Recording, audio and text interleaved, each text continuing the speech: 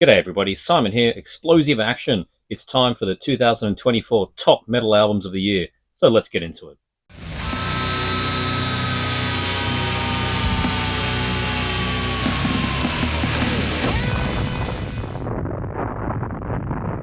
Before we get into the list, a little housekeeping.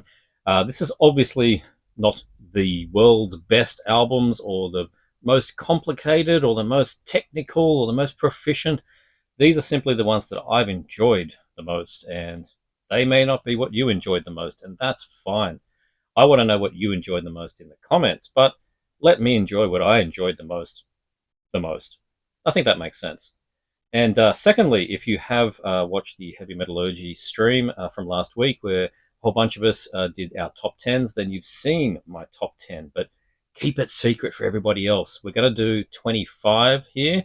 So we're going to have 25 through to 11, and then we're going to do some honorable mentions. I'm going to do some favorite EPs and splits of the year, and then count down through to my number one album. So let's go. At number 25 is Sovereign with Altered Realities, one of the earliest releases of this year. In fact, mine arrived in December 2023, a bit earlier than the official release date, but it is a 2024 release. Came out January 19, I believe. A Norwegian death thrash band with members of Execration and former members of Nocturnal Breed, so from a good stock of people there. Bass guitar tone that could only be described as cutting through stone. It is absolutely ridiculously good. It's from the same circle that includes my favorite bands from Norway, like Obliteration, who I always talk about. So it has that sort of dry, punky, ancient sounding attack of pure, dark, technical thrash. Number 25. At number 24 is Parfaxitas with Weaver of the Black Moon, a very unsettling, anti-cosmic black metal debut album here, featuring members of Whoredom Rife and Suffering Hour. So some pretty big name bands there. This is like getting a new Nightbringer album. It is complete with those Nas Alchemeth like otherworldly tremolo leads, though I don't think he's got anything to do with this project. Just very much feels cut from that cloth. Very pained and haunting sounds, forming a raging black metal album here at number 24. At number 23 is Spectral Wound with Songs of Blood and Mire. This band get better and better and sit nicely in that upper black metal echelon with bands like Umgwa and Tolke. But they bring that Quebecois flavor to their songs for sure. Songs vary from the sort of cult necro sound to just outright bangers that will stick with you for a long time after you've put the record down. Spectral Wound keep you in the pocket with memorable track after memorable track. Number 23. At number 22, we have Vanhelgd with Atropos Doctrina. Sweden's Vanhelgd go from strength to strength with their sixth full-length album here. One of the darkest and most sinister sounding bands in the whole of Death Doom. Also one of the most articulated in their riffs. The band creates very memorable songs, hooks that get stuck in your head, an achievement for a style that is just so dense and putrid, on par with only Finland's Desolate Shrine for combining density with creativity. Vanhelgd at number 22. At number 21, we have Secrets with Towards the Nightside, one of the many Svartadathus projects that came out this year. Secrets includes frequent collaborators Alex Poole on keyboards and Lik Predikaran from Ringare on vocals. Probably most similar to his Trolldom and Gardgaster projects, if you're looking for a reference. Secrets, with its obvious title Towards the Nightside, really is in love with the first two Emperor albums, Nightside Eclipse, of course. It is a majestic sounding black metal release. 21, Secrets. At number 20 is Aethyrick with Death is Absent. Finnish black metal band Aethyrick is back with their fifth album here. They have truly cemented themselves as the logical successor to Cosmic Church. Powerful melodicism matched with strong atmosphere means that I'm always invested in a new release from Aethyrick. As much room to breathe as it does have moments of just blinding fury, the pained vocals matching the eloquence of the emotive lead guitars. Death is Absent is one of the more morose sounding albums of 2024 and is at number 20. Number 19 is Coffin Rot with Dreams of the Disturbed. With their sophomore album, Oregon's Coffin Rot proved they are not just another knuckle-dragging, maggot-stomp death metal band, even though they are on Maggot Stomp. The riffs on this piece may be of the meat and potato variety, but they are smarter than you would expect, mixing up early Tomb Mold with Necrot and the Swedish powerhouse of Bloodbath. To me, Dreams of the Disturbed is a massive improvement over their debut and is really impressing me as much as their earlier demos did. I can't wait to hear where the band go next. Number 19, Coffin Rot. Number 18 is Stenched, Purulence, Gushing from the Coffin. Blech! Easily the winner for the best guitar tone of the year. Stenched full-length debut did not disappoint after the incredible EP from 2023 that I must have sent links to 500 people to go and check out that second track because it utterly destroyed me. This is filthy, sluggish, and pounding death metal that sounds like it's being played with human bones in a Finnish sewer. The Mexican one-man band have carved out their own putrid niche in the scene. Number 18 is Stenched. Number 17 is Blood Incantation with Absolute Elsewhere, a band that has, for some reason, become polarizing as their popularity has grown. But having been with them since their demo, I'm enjoying the ride that they are on. Releasing your album as 2 single 20-minute tracks is a very ballsy move, but that didn't dissuade Time magazine from including Absolute Elsewhere in their top 10 of the year across all genres. A huge achievement for a death metal band.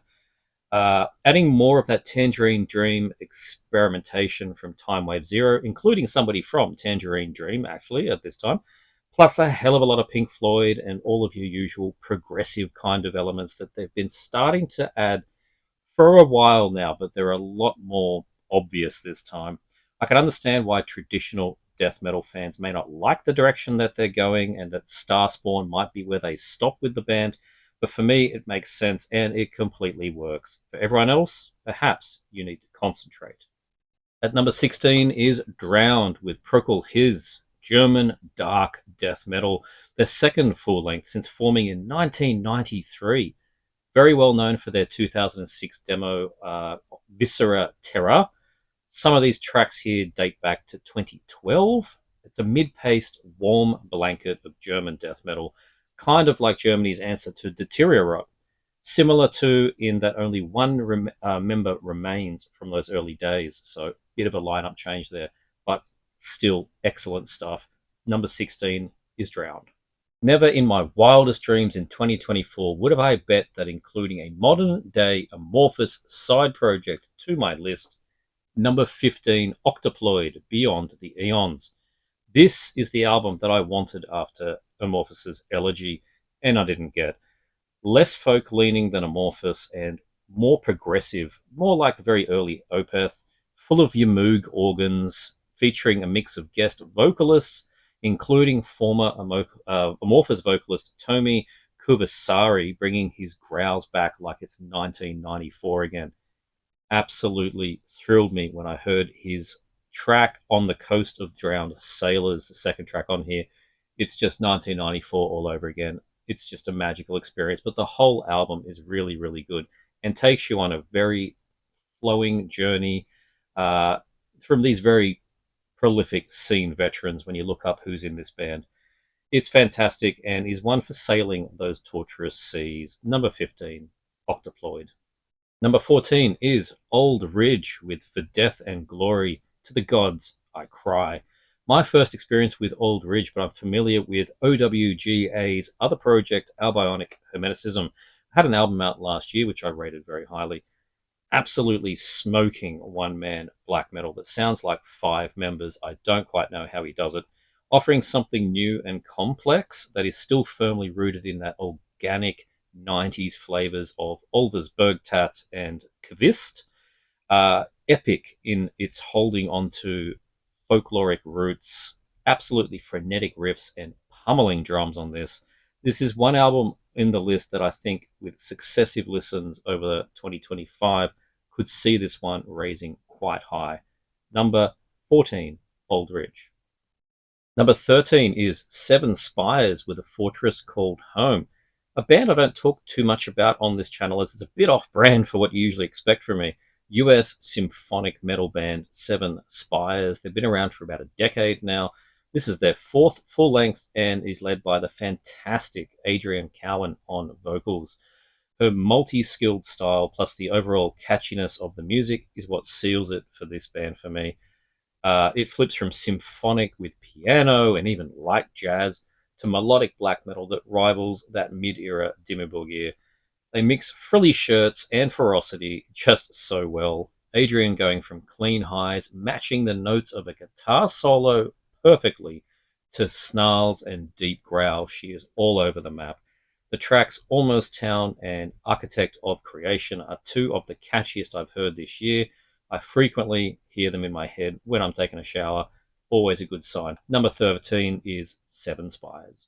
Number 12 is Dipygus with Dipygus, self-titled. Their third album is absolutely peak.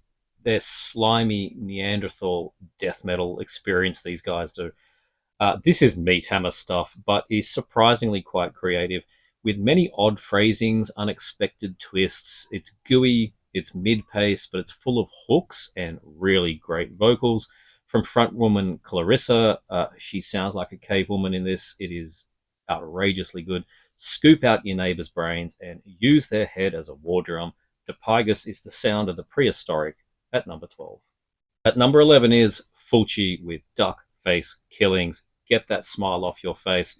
After a dozen listens, I think that Fulci's Duck Face Killings is on par with Tropical Sun from a few years ago.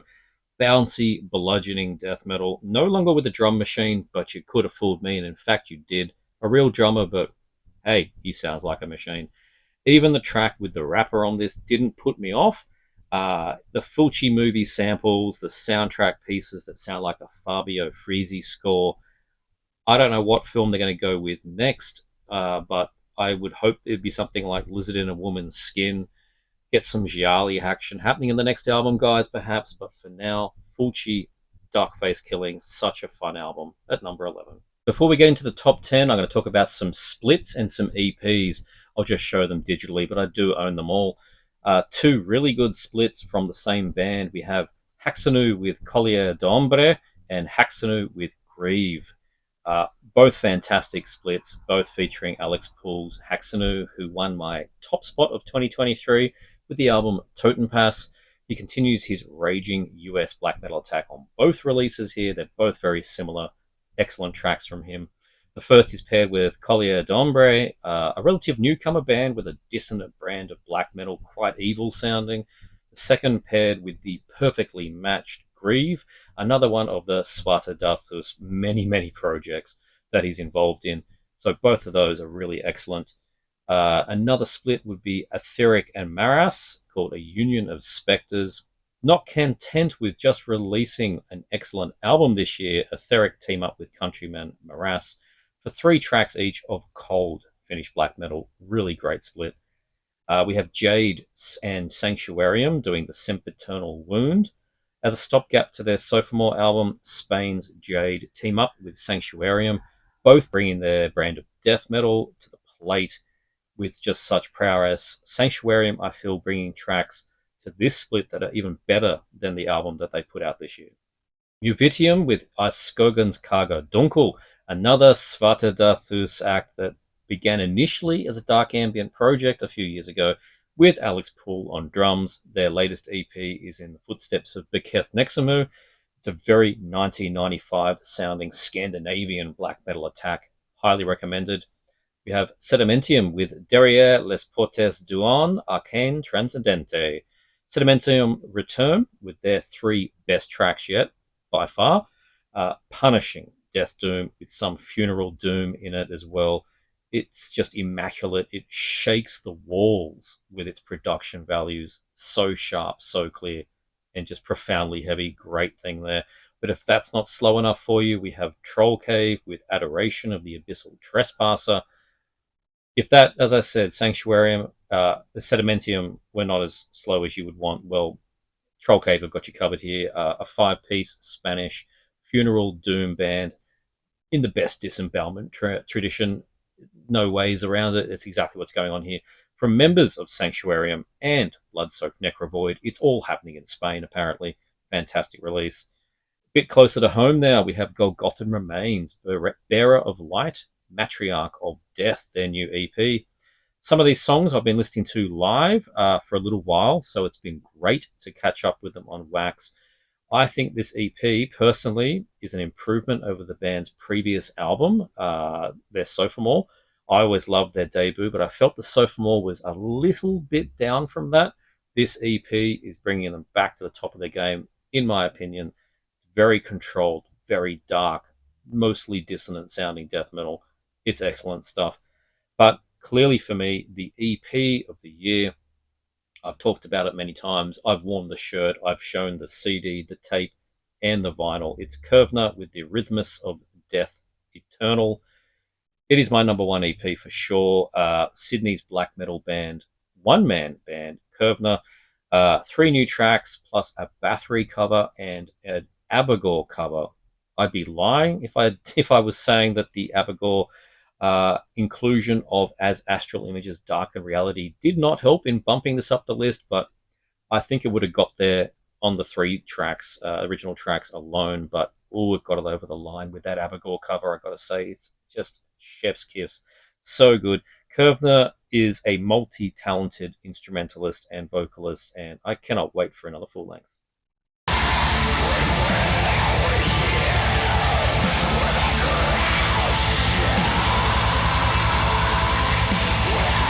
Into the top 10 now, and at number 10 is Necrot with Lifeless Birth, the catchiest death metal album release of the year. Necrot's best album for me. The opening track, Cut the Cord, is such an anthem. The band adding some nasty Stockholm-style riffs to their Californian bass template. Drill the Skull is another highlight that will make pit circles for sure. 7 tracks, 40 minutes of very memorable death metal that doesn't get goofy or stray off the path. Number 10 is Necrot.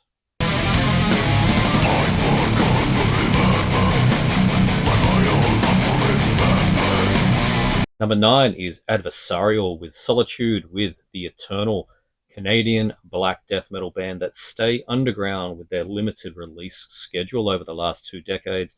This is their first in 9 years and has been eagerly anticipated by all fans of the band. This is for your mitochondrian fans who like the suffocating production of Ulcerate, but with the fury of Immolation. They bring the ping snare back from the debut just a little. It's not overpowering, but it is almost their signature sound. So good. A Canadian hurricane of just diabolically evil death metal. Number 9 is most definitely Adversarial.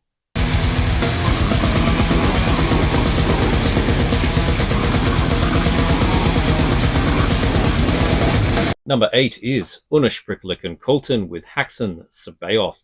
I've always loved the Lovecraftian death metal act here from Chile. I'm calling Haxan Sabaoth their best so far. It's definitely one I've been listening to the most. Dark, twisted, complex songs, getting more and more stargazer-ish with each album. Comparing this to their first album from 2005 is like listening to a different band. They were essentially a brutal death metal band back then. They are still brutal and death metal and heavy as now, but the layering and the complexity here, it's like a different band. There's a lot to unpack with Haxan Sabaoth, and I think it's got their most complex song structures so far. Very rewarding listening to this and unpacking it with each listen. Number 8, Unerspricklichen Kulten.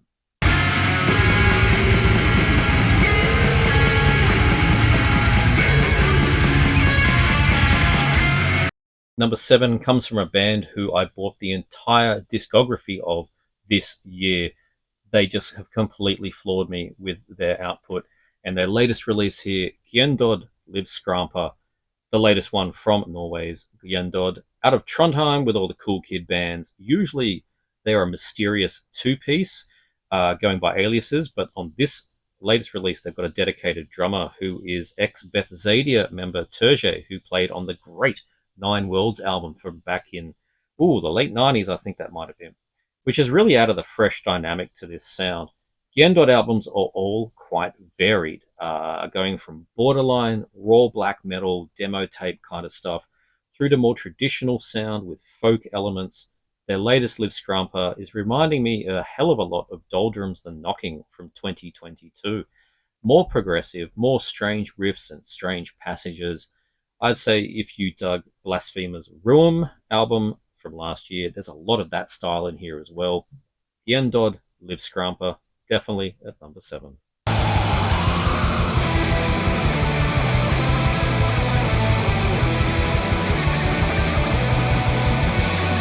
My 6th favorite album of the year definitely requires you have a beer in your hand when listening to it. Number 6 is Reversed with Wildly Possessed. Finally, the full-length debut from this Vancouver-based band, Reversed. They did a EP or demo called Widow Recluse in 2018. They play a very thrashy brand of black death metal, repping the Niflheim, Destroyer 666 sound. Newer bands definitely like Craven Idol. The humour, though, of Nocturnal Breed, for sure. The speed metal fury of Witch's Hammer. The old school of Motorhead and Show No Mercy's Slayer, all wrapped up together. Pretty modern sounding, though. That's why that Craven Idol reference, I think. Very vicious, evil thrash that knows when to find a groove. Black spikes and leather. Look at the guys. This is what you're going to get. Evil abounds in Wildly Possessed. Number 6, Reversed. But the flames and the fork darkness serves you in his wars.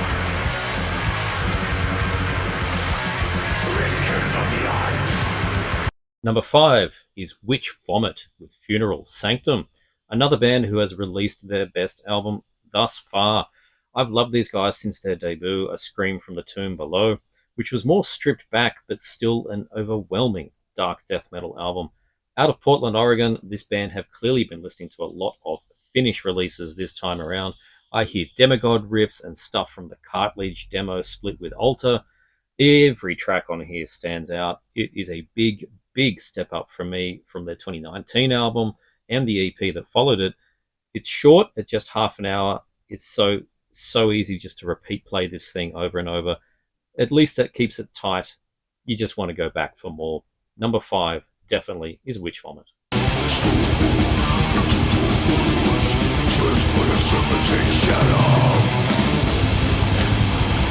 Number 4 is Tim Voss with World of Abominations.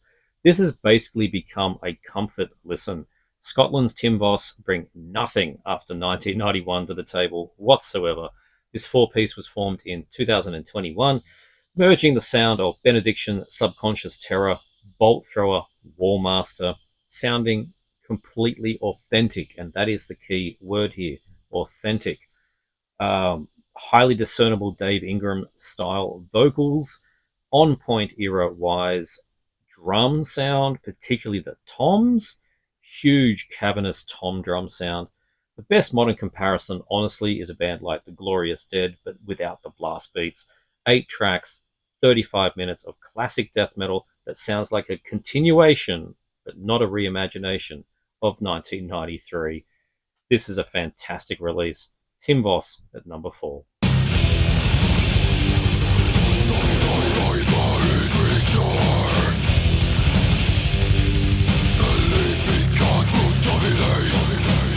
Now at number 3, I expected that this would be good based on their previous EP, which was a bit of a rebirth for the band, but this is just devastating, and I'm so thrilled that my review on Heavy Metallurgy got people to buy it.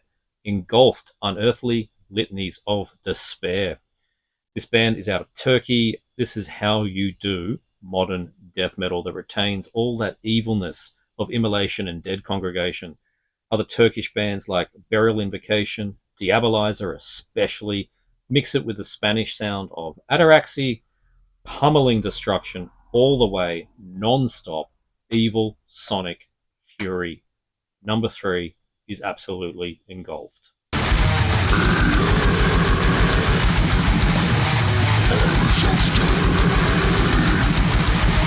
At number 2 now, and along with Gyandod, one of my favorite new findings for this year is Modern Rites with Endless, industrial black metal side project of Berg from Ara and Johnny Warren from post-metal band Kuyashi, a sound I really didn't know that I still needed, which was Norway's Red Harvest, specifically their final album, A Greater Darkness, but black metal. Mechanically cold, but not like that early 2000s Thorn style. It still has life and vibrancy to it, layers upon layers of melody. You can hear so much aura in the guitars, of course, which is where that melody is coming from. Um, Aided by a dark synth and some supremely well programmed drums. If you're doing this kind of industrial black metal, programmed drums is what you'd expect. A lot of emotional pull in this one, and for something so clinical, that is, I think, all down to that wonderful guitar prowess from Berg of Ara. This is my black metal album of the year. At number 2, Modern Rites.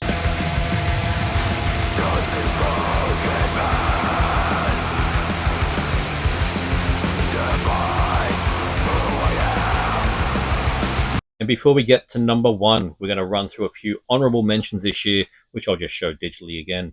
We have Aberrator, Beckoning Tribulation, death metal newcomers from New Zealand showing a lot of promise on their debut. Eclipse, House of the Black Geminis, desolate and disturbing as I expected, but I do need more time with this one. I only got it fairly late. Apparition, Disgraced Emanations from a Tranquil State came out earlier in the year, a really solid follow-up to 2021's album Feel. Black Curse, Burning in Celestial Poison, much anticipated Black Death album and still growing on me. It's not quite there yet, but still, it's very, very good.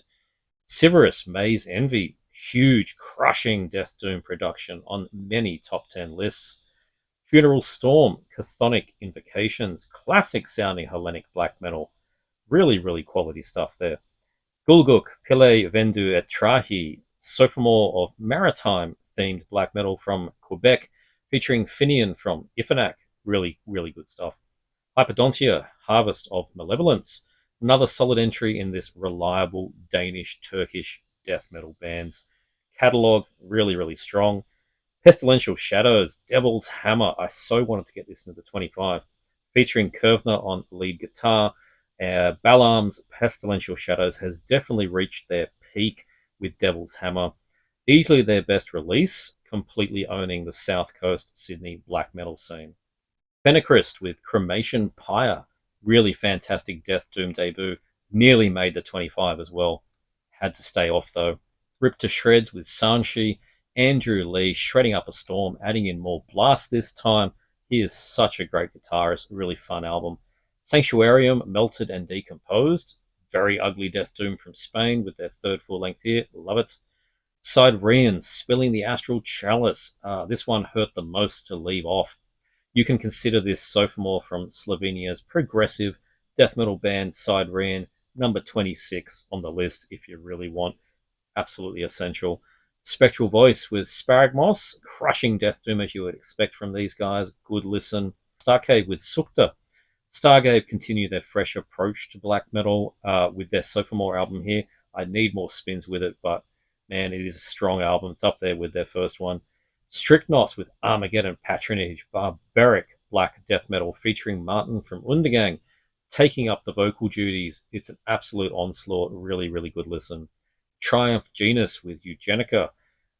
It's as if Satyricon re-recorded Nemesis Divina in 2024. What else do I need to say? Tyranny with Drunk of Livet Secret. Yet another excellent release from the very prolific and productive Svartidathus.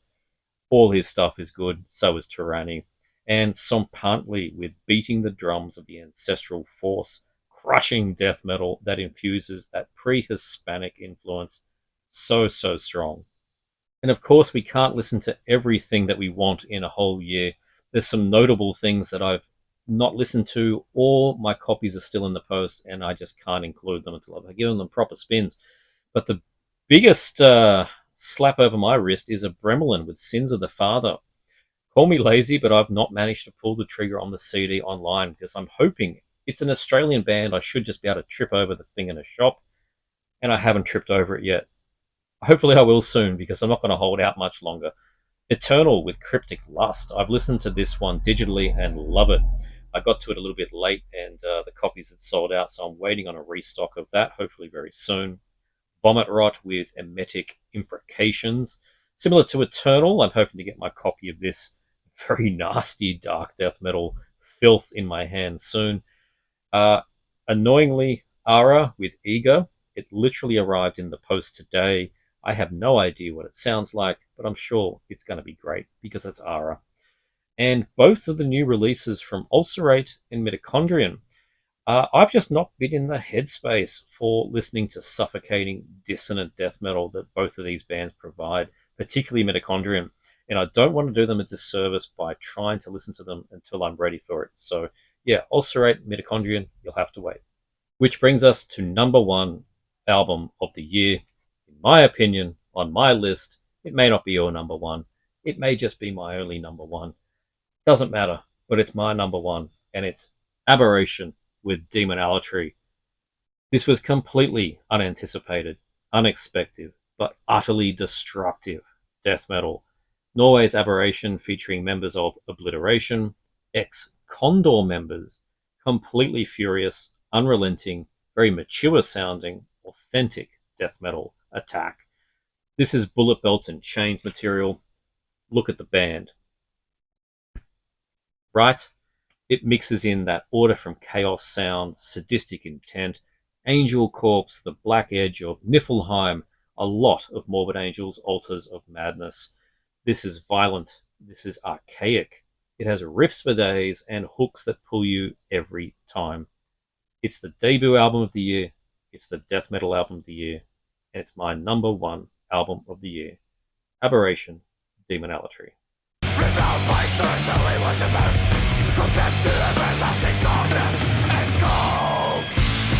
And there we have it, the top list of the year metal albums. It has been another fantastic year. Anybody that sings off on they don't release new bands anymore, there's no good albums, the only people that say that are the people that listen to the new Judas Priest and nothing else. You got to go a bit deeper. You got to go a lot deeper. Dig into the underground. Some of this stuff's not even that underground. Time magazine covers with Blood Incantation. There's a lot out there, folks. You've just got to go listening. But I hope you enjoyed my top 25 list here with honourable mentions, splits, and EPs. Please leave your top list in the comments. I'd love to see them. I need to know what else I've missed. I need to know what you think of my list. Well, I don't need to know what you think, but I do like to know what you think. And let me know in the comments below. Hope you enjoyed. Thanks for watching. Check out this guy. Check out this guy. Have a happy new year. See you next time.